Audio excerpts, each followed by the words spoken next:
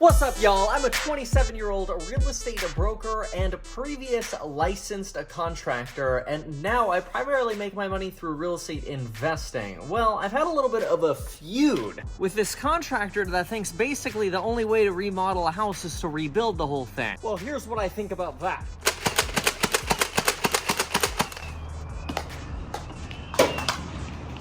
Now, a lot of you have seen some of my work on Noob vs. Pro before, and in case you don't know what the difference is, there are two types of Noob and one type of Pro. A Pro does things in accordance with what's best for the purpose.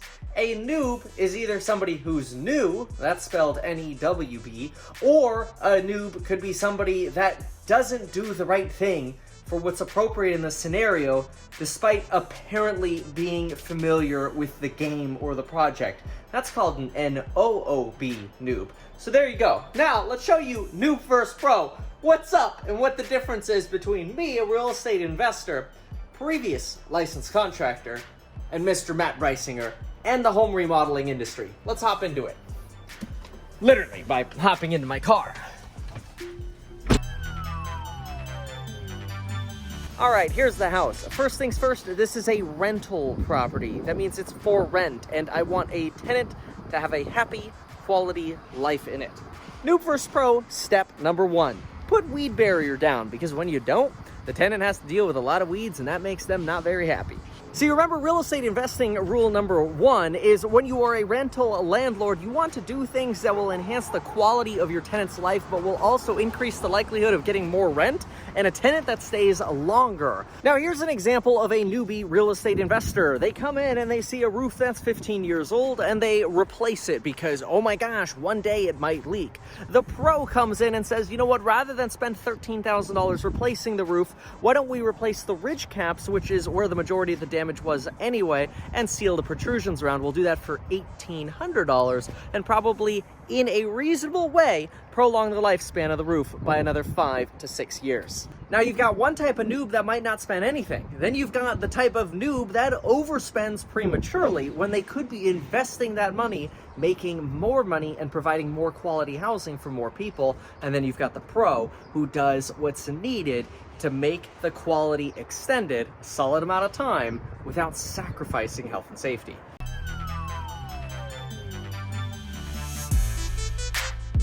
And don't forget, for the San Francisco crash course, you can email me for a +1.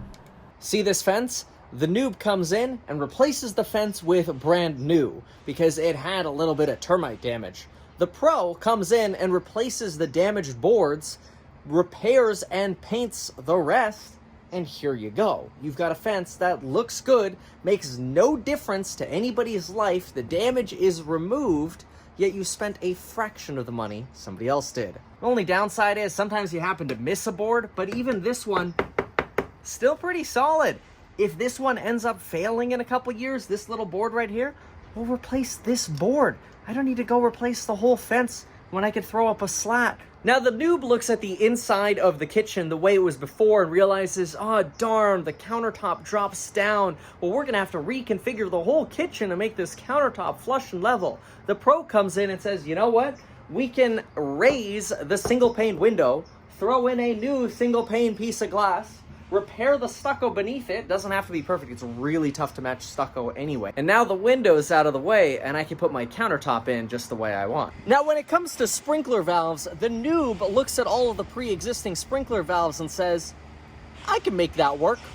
The pro knows it's much better to start over with sprinkler valves because sprinkler valves suck and you're better off just putting your own lines in. Another thing noobs like doing is on a rental property, they'll take single-paned windows and sliders and replace them with dual-paned products, which in Southern California is utterly stupid because the outside is almost the same temperature as it is inside almost year-round. Well, what about Texas? Texas is a lot hotter. Well, that's where you can consult Energy Star and realize that the estimated savings for installing dual-pane windows in Texas would result in about a 3 to 4% return on your investment, which is kind of sad, especially since in the real estate investing course or in my real estate in-person crash course events, linked down below, I teach you how to make a 12 to 15% return on your money doing quality and ethical work. By the way, here's another place where the fence was damaged, and you can see we put a nice board across it to kind of tie it all together. And the fence is fine. It separates this yard from that yard. It's not like it's gonna fall on anybody. It's a stable fence. It looks nice. It serves its purpose. Why spend more money? Oh, looks like the electricians forgot to put the cover panel back into the panel. Let's fix that right now. This, by the way, is one of the older panels, but what we did is we safety checked it for any arcs. We made sure all the connections were nice and tight and had a licensed electrician safety check it. So just because it's old doesn't mean we need a new one. Although what a pro will do is they'll take this little panel, they'll spray paint it, and then they'll put it back in. So I'm gonna make sure that happens. Now, a noob walks around and says, oh my gosh, exterior light fixtures, well, we're gonna have to spend $100 on light fixtures, you know, at every little location. This right here, $19, LED, Lowe's, thank you very much. Now let's talk kitchens. In remodels, if you have mold behind the kitchen, you gotta take the kitchen out. It's not a surprise. It's basic. That is the right thing to do. And you can install basic newer cabinets, paint them yourself, and save a lot of money. Usually the new mistake people make though, is they get some fancy hardwood and they overspend on the actual material when it doesn't make a difference. Nobody cares if it's a foil cabinet or hardwood because nobody's gonna pay you more rent for the property, and most home buyers don't even realize the difference either. How do I know that? Well, one of the ways I know that is, see these cabinets? These are original 1959 cabinets that I painted, and guess what? These cabinets, hardwood. See, a lot of noobs, the first thing they do is they start tearing everything out, and I look and go, oh my gosh, save so much money by keeping things rather than tearing things out. And the worst thing to do is start doing structural remodeling, which a lot of people start doing that. They start trying to, you know what, this house will look so much better if we didn't have this little drop down right here. Who cares? It's not gonna make a difference. It doesn't make a difference to health and safety. It doesn't make a difference to the value of the neighborhood. You could over-improve, you could rebuild this house. You could spend 800 grand on this house. It's still gonna be a $600,000 house. By the way, back in the day, they used electric cooktops, and in Southern California, we prefer gas, so we made sure to throw in our gas line. Now, the front door was probably my favorite Noob vs. Pro hack of the day. This front door would ordinarily cost you somewhere around $1,500 to $2,000, because to get a front door like this with a little bit of glass and some design in it, and a little bit more of a modern frontal design, you're usually spending that $1,500 to $2,000. Well, what did we do instead? I got two pre-hung single doors for about $250 each, and we converted them into a front French door and then painted them. They did originally come with the stainless steel or brushed nickel style over here. I went ahead and changed that out though to bronze, just because that's the theme we're going with in this house. Now, what I like to do though to jazz it up a little bit is I end up spending more money on the ceiling fans because I think they attract a lot more attention, and the chandeliers, than the boob lights. So rather than spend money on expensive light fixtures everywhere, I pulled pro move, put some nice looking ceiling fans where the ceiling fans belong, like bedrooms or the family room. And then over here in the dining room, I try to get a nicer, higher quality light fixture as well. Now, I'm not sure how I'm feeling this fireplace. I saw somebody else do it because the noobs will leave the old stone fireplace, and I hate that look. Oftentimes I've removed fireplaces like this, but I wanted to see if we could save money, so we just painted it this time. I don't know. This one, I'm up in the air on. I mean, I like that it's nice and black on the inside, and this looks good. It looks a lot better than it did before, but I'll leave that one to be determined. Now, obviously, we're gonna have some drywall repair to do here, but I like wiring in my ceiling fans, and I decided that after the fact, which was my fault, but that's okay. We'll pay to fix these patches and then repaint and texture these. But I like having the fan and the light controlled in the wall. That way, no tenant's losing this stupid remote. I hate chasing down remotes, and this is much nicer. I mean, look at this. I can control the fan light. I have it on a dimmer. I can control the speed of the actual fan. It's so much nicer. Now, this was a really good pro move as well. This cabinet is like a $170 vanity cabinet. Usually spend like $1,000 with this width, sometimes $1,800 for a cabinet. Well, this cabinet was about $160, $170 delivered. We painted it the same color as the kitchen because it came unfinished, so we just painted it the same day. Threw the hardware on, and we put these little filler gaps on the side here, which does take up a little bit of space, but it just wasn't worth trying to find a larger vanity to accommodate this odd custom space. Then obviously we threw on our porch countertop, called it a day. Now here's another case where some contractor's gonna come in and go, oh, take out all the old fiberglass, it sucks, it's old, it's nasty. See what it looked like before? Well, look what it looks like now. And I'm gonna be replacing that little soap dish there as well to make it bronze, but this looks beautiful. Now, the lights up here used to be these weird little hanging lights, and there's still some drywall work to be done here. But what I really like about these, real good pro move, is for like $8, you could get a recessed can light retrofit kit. You don't even need a big can box anymore. They're like these little flush, narrow recess things you could just throw in there. Pro move. See, and that's where you really have to say to yourself, okay, what's the difference between a noob and a pro? The pro looks and says, well, I'm going to put in an LED light for $7 and have the same effect as somebody who's going to put in an LED light for $200. They're both LED lights. The tenant is just as safe in both of them and gets the same functionality out of both of them, except I now have another $190 to go invest and make more money. And I'm all about longevity too. See, I put on a chimney cap because I don't want to cause problems in the future. You know, I don't want to do things that are going to screw up the property's longevity. Just want to save money where it's not necessary to spend money. I'll tell you though, a contractor doesn't want to hear that. A contractor doesn't want to hear that I was able to reglaze all of this tile work in here for $700. They'd much rather me come and retile the whole thing, tear it all out. Why? It's perfectly fine. Can't wait for the window cleaners to come, by the way. That always makes a big difference. They grease the tracks too, and they make these older windows work perfectly again. Now look, I just want to clarify, I like having nice things too. I like looking over here and seeing people with really nice remodeled properties and dual pane windows and new roof and the vinyl fence. You know, they just built a new fence over there and redid their front yard with all that block work. That's awesome. That helps boost the value of the property that I bought. But see, I place a lot more value on two things. Number one, being able to invest more money. And number two, experiences with my friends and family. Little vanity stuff like a new fence versus my painted old fence doesn't make a difference to me.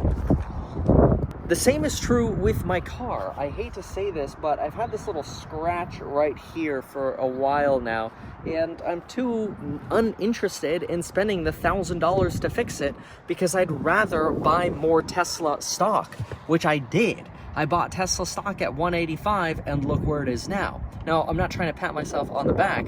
I'm just saying there's a different type of pro here. Sure, I can bring this to a mechanic and have a pro do an amazing, beautiful job. It's gonna be the most high quality, efficient patchwork or whatever they have to do ever. I'm not even gonna notice it. It's gonna be so, oh my gosh, could you believe there was ever a scratch here? No, oh wow, they did such a good job. Okay, great, awesome, yay. If that makes you feel good, great, then be a pro in that world. But if you're trying to be a pro moneymaker, this is the way to do it. That is, of course, in rental real estate. Now, let's say you are a home builder or a contractor, or you're a homeowner and you're like, you know what, I really want that high-end kitchen. If that makes you feel good, if it makes you feel good to go through the renovation project, because it's a pain in the ass, let me tell you that, and it makes you feel good to spend a ton of money on stuff that you're gonna get used to within a few weeks and you're not gonna care about anymore. Maybe you'll show it off to your friends and go, look at my maple cabinets. Good, then do it.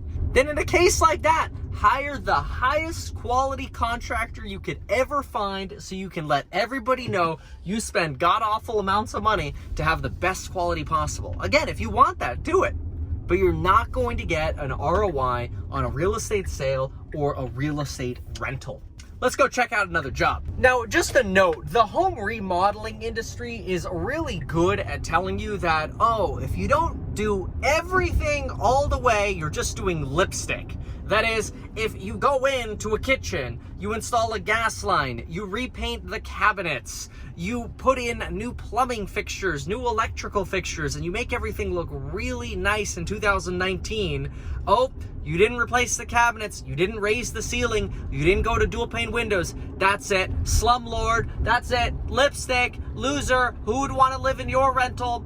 It's dumb. It's the stupidest thing I've ever heard. Quite frankly, the people that say you need to move a front door, you need to move a staircase, you need to raise a ceiling, you need to have an architect rebuild your remodel for you, are doing nothing other than trying to create work for themselves and their business, which, look, that's respectable. If you're a high-end contractor and you want more business, you want to make some money doing higher-end upgrades, great. Then tell everybody they're just doing lipstick. But let's be real here. There is another way that doesn't cost an arm and a leg and takes 6 months. Now here's a project where the bathrooms went down to the studs. Let's go take a look and see what they're looking like. You need anything? Are you good? I got enough tiles, I hope? Yeah, you got enough tiles, so... This looks awesome, man. So that's Jerry. He does awesome tiling work. The cool thing about him is he tells you straight, hey, you know what? Remodels, they ain't easy. These projects are hard. Remodels they're hard. Yeah. They're the hardest thing. That's all I do, and they're the hardest thing there is to do. Yeah, because, I mean, anybody can build new. And he's right, because any contractor can tear something down and rebuild it from scratch and spend hundreds of thousands of dollars of their clients' money. Remodels take skill, because to do them well while saving money takes knowledge. Like Ty Lopez's knowledge. All right, let's go to Lowe's.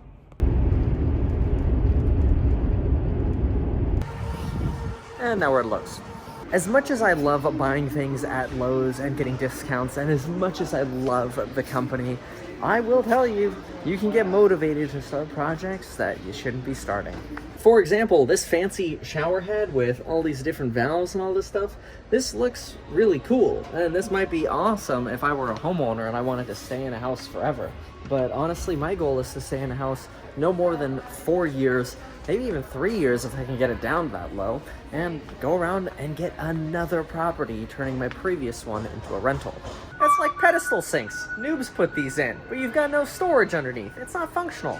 The plumbing you have to do to get this stuff working, noobs think it's easy. Pros look at this and go, not worth the money. Do a regular tub shower. Like, look at this stuff. This curved edge here and this crazy box for the vent hood.